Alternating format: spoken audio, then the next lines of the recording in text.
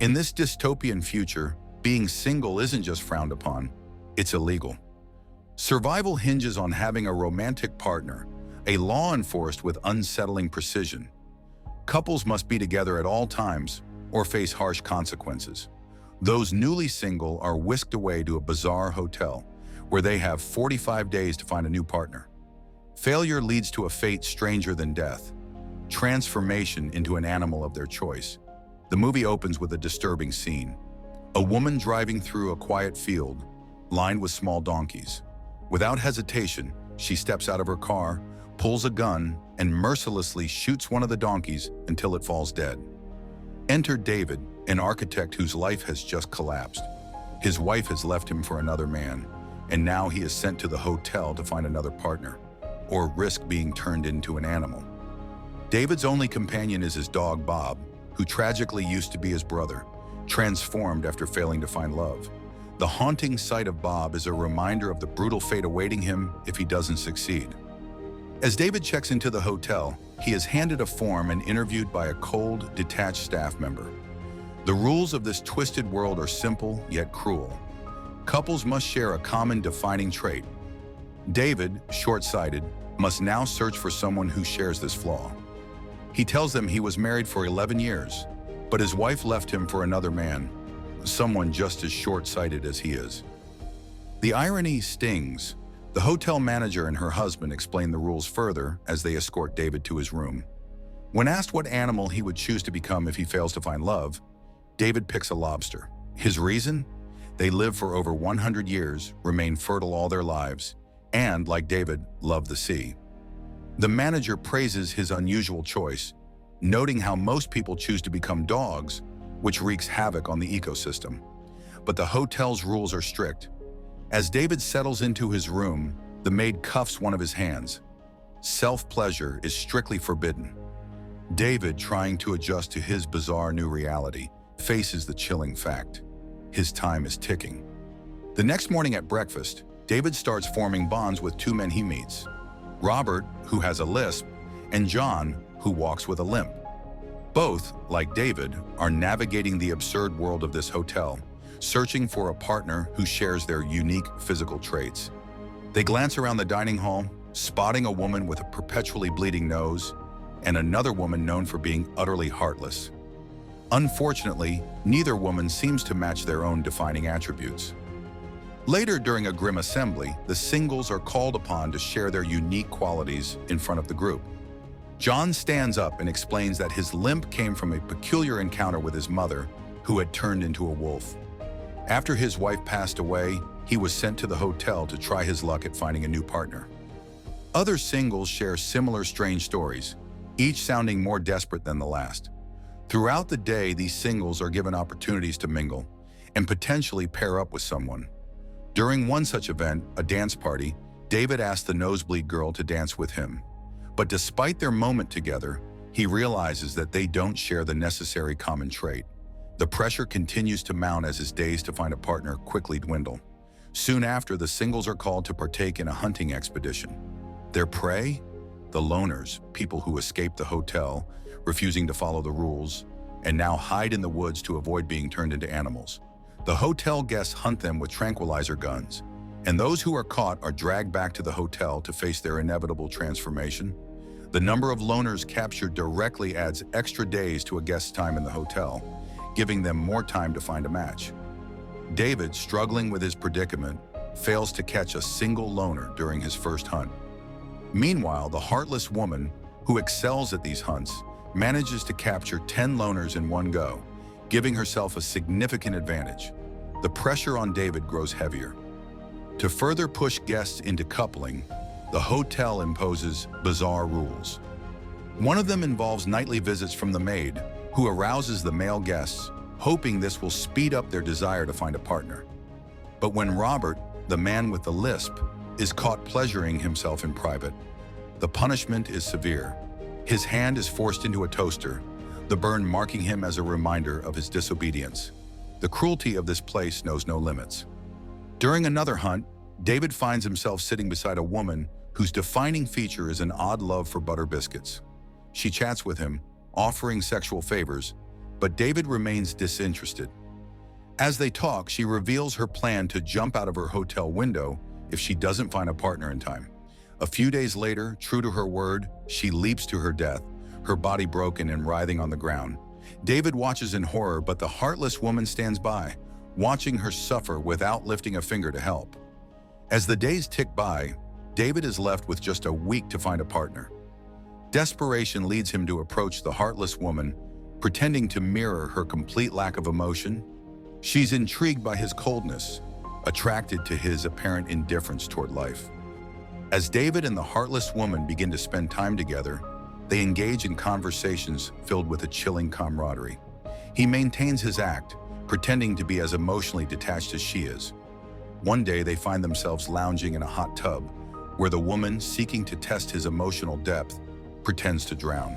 But David remains in his seat, unfazed, treating her act with the indifference she desires. This performance convinces her that he truly mirrors her lack of sentiment, and they start a relationship.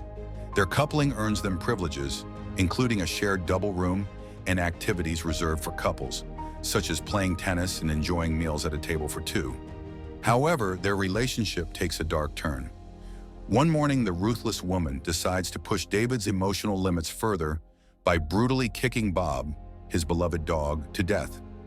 Initially, David claims it doesn't bother him, but later he finds himself in the bathroom, tears streaming down his face as the weight of the loss crashes over him.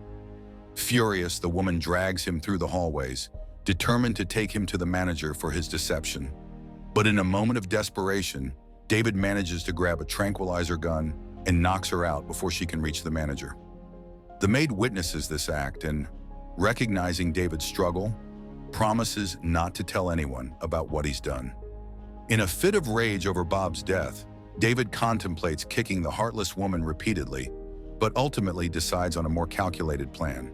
Together with the maid, he drags the unconscious woman to the transformation room, where she is turned into an animal. He escapes into the woods. In the forest, David stumbles upon a group of loners led by a ruthless leader, much like the hotel manager. This new society has its own set of harsh rules, punishing any romantic or sexual relationships among the loners. The group warns him about the severe consequences for those who break the rules. Just days prior, two loners had their lips cut off for flirting. Despite this grim reality, David is welcomed into their ranks. Among the loners, he catches the eye of a girl with black hair who shares his short-sightedness. There's an instant spark of attraction, but the strict regulations of the loner community prevent her from expressing any romantic interest.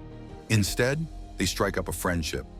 As night falls, the hotel guests arrive for the hunt, and it's not long before Robert, David's former companion, catches sight of him. David desperately pleads for his life, insisting that Robert is his best friend. But Robert, driven by desperation with only 2 days left to find a partner, is resolute in capturing David.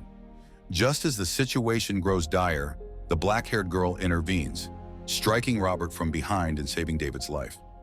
Meanwhile, a different plot unfolds in the shadows. The maid, who has been secretly meeting with the loner leader during hunts, reveals that her motives are not just about survival. Unhappy with her own marriage, she sees an opportunity to overthrow the hotel's management, teaming up with the ruthless leader to plan an attack on the oppressive establishment. Together, they strategize to dismantle the hotel's reign of terror and liberate the people trapped within its walls. Once a month, the loners devise a daring plan. 2 members of their group will pose as a couple to venture into the city for food and supplies. This time, the leader chooses the black-haired girl and David to accompany her partner on the mission. As they navigate the bustling mall, David feels a surge of anxiety, particularly when a police officer approaches him, questioning him about his partner and demanding to see a marriage certificate.